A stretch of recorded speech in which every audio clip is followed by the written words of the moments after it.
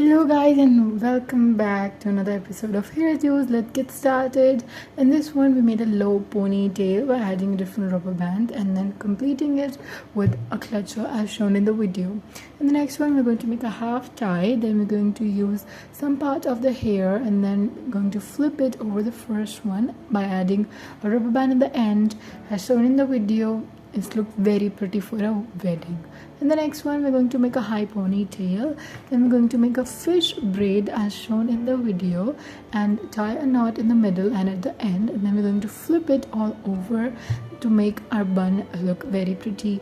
In the next one we're going to use our fingers to roll down our hair as shown in the video, then completing this look with this 6-strand hairpin. In the next one we're going to use the hair corners and then flip it over and then tying a rubber band at the end. In the next one we're going to make the middle part and then adding a rubber band at the end, flipping it all over and then securing it with bobby pins as shown in the video and adding an element by using this very pretty pen.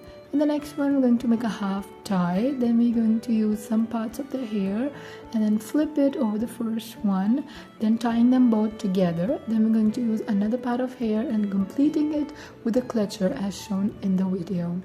In the next one we're going to make a half ponytail, then use our other hairs to flip it all over, then the rest we're going to braid and securing it with some bobby pins and a beautiful culture pin. Thank you guys for watching.